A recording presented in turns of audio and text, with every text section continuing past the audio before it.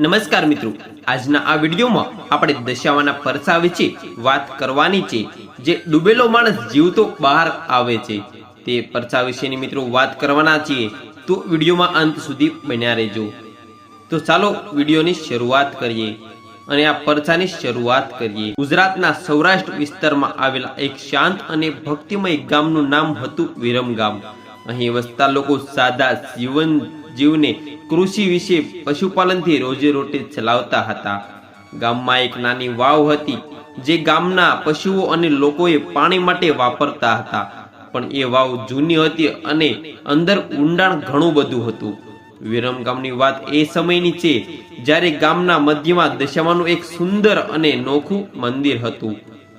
લોકો રોજ સવારે અને સાંજે ત્યાં ધૂપ દીવો કરતા, આરતી ગાતા અને શાંતિ અનુભવતા હતા। આ ગામમાં રહેતા હતા એક યુવાન વીરેન, જે વીરેન 25 વર્ષનો તંદુરસ્ત યુવાન હતો, જે માતા પિતા સ્વર્ગસ્થ થયા હતા અને હવે તે પોતાનું જે જીવનકોપાન જે કુલીના કામોથી કરતો હતો તેને બધા વીર કહીને બોલાવતા હતા। જ્યારે એક દિવસ ગામમાં અચાનક વીજળી ગાજવા લાગી અને વરસાદ વરસવા લાગ્યો। એ દિવસે અમાવસ્યા હતી, જ્યારે લોકો માને કે અમાવસ્યાની રાત્રે નકારાત્મક શક્તિઓ વધુ સક્રિય થાય છે। વીર તેના મિસ્ત્રી કામમાંથી ખૂબ જ થાકી ગયો હતો અને ઘરે આવીને પાણી માટે વાવ તરફ ગયો।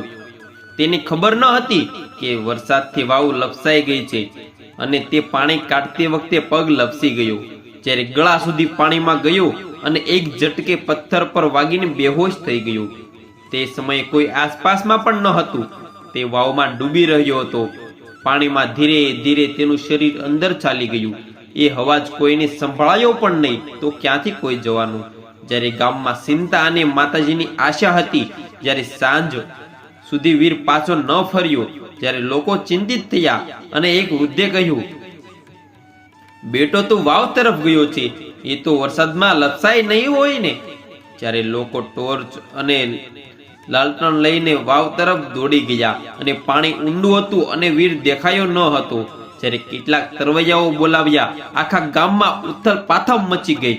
જ્યારે બીજી બાજુ ગામની એક સ્ત્રી કાંતાબાઈ, જે દશામાની ખાસ ભક્ત હતા, અને ત્યાં દોડી આવી અને વાવને જોઈ તરફ બોલી,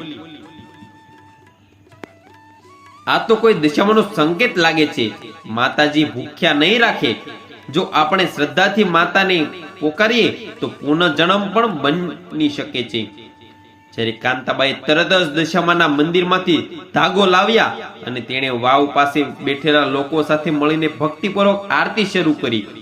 અમાવસ્યાની કાળી રાત અને અનોખું દ્રશ્ય મિત્રો હતું આ। એક તરફ લોકો જે ટોર્ચ લઈને શોધી રહ્યા હતા, તો બીજી તરફ આરતીના સૂર ઉસરાવવા લાગ્યા। દશામાતુ જગદંબા તારા ધાગા કરે કૃપા, દશામાતુ જગદંબા તારા ધાગા કરે કૃપા, દશામાતુ જગદંબા, આવા નાદ સુનાવવા લાગ્યા। જ્યારે કાંતાબાઈએ જે વાવને કિનારે ધાગાને બાંધીને કહ્યું, દશામાં, જો આ બેટો જીવતો હશે તો તું તેને જીવ આપજે, અને અમે શપથ રાખશું કે આજેથી દર એક ચોમાસે તને અઠવાડિયો દીવો કરીશું। ત્યાં હાજર લોકો પણ હાથ જોડીને રડી પડ્યા। જ્યારે ઘણો સમય પસાર થયો, જ્યારે તરવૈયાઓ પાણીની નીચે ગયા અને અચાનક એક તરવૈયાએ શીશ પાડી, શું કઈ તળિયે દેખાય છે? હાથ લાગે છે। બધા વાવ તરફ દોડી ગયા। થોડા પળોમાં વીરનું શરીર ઉપર લાવાયું, પણ એ જીવતો હતો કે નહીં એ કોણ ખાતરી કરી શકે નહીં। બધાએ લાગ્યું કે આ તો મૃત્યુ થઈ ગયું છે આનું। પણ એ વખતે અચાનક તેના નાકમાંથી થોડું પાણી નીકળ્યું અને એ પછી તેને છાતી ફફડાવી આખા ગામે દશામાનો નારો લગાવ્યો અને ડોક્ટરને બોલાવ્યો ગયો। ડોક્ટરે ચકાસ્યા બાદ કહ્યું, આ તો અશક્ય છે। આ યુવાન ઓછામાં ઓછું 45 મિનિટ સુધી પાણીમાં હતો, પણ હૃદય ધબકે છે, એ ખોટા સમયે અંદર ગયો હશે, પણ કોઈ અજાણી શક્તિથી તેનું શ્વાસ બસાવ્યો છે। વીર ખોળામાં આંખ ઉગાડે છે અને કંઈક બબડતો જાય છે। જ્યારે એક સ્ત્રી લાલ સાડીમાં આવે છે અને હાથ પકડીને ઉપર ખેંચે છે અને બોલતી હતી, તારા ગામમાં તારા નામે આરતી થાય છે। કાંતાબાઈએ બોલીને કહ્યું, એ દશામાં હતા, એ દશામાં જ હતા. જ્યારે આ ઘટનાને આખા વિસ્તારને હચમચાવી દીધું. લોકો દશામાના મંદિરે લાઈનમાં ઊભા રહેવા લાગ્યા. સમગ્ર ગામમાં દશામાના ધ્વજ ફરકવા લાગ્યા. જ્યારે વીરે જીવનનું સાચું મૂલ્ય સમજવું, તેણે દશામાના મંદિરમાં રોજ આરતી કરવાની શરૂ કરી દીધી. વર્ષો સુધી ધાગો અને આ વાવ પાસે બાંધેલો રહ્યો. વિશ્વાસ રાખનાર ભક્તો માટે એ જગ્યા દશામાં વાવ બની ગઈ. જ્યારે મિત્રો આ દશામાની કૃપાથી આ પુનર્જન્મ મળ્યો છે. જ્યારે વીરને પછીથી દશામાના ભક્ત તરીકે ઓળખવા લાગ્યા. તેને કોઈ દિવસ લગ્ન કર્યા નહીં. તેનું માનવું હતું કે માતાએ મને પુનર્જન્મ આપ્યો છે, એ જીવન મારો નહીં, એનું છે.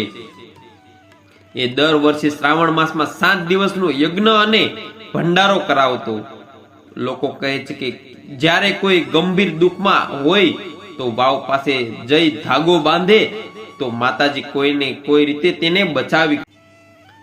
આ રીતે મિત્રો દશામાના પરચા માત્ર કથાઓ નથી, તે જીવતા જાગતા ઉદાહરણ છે.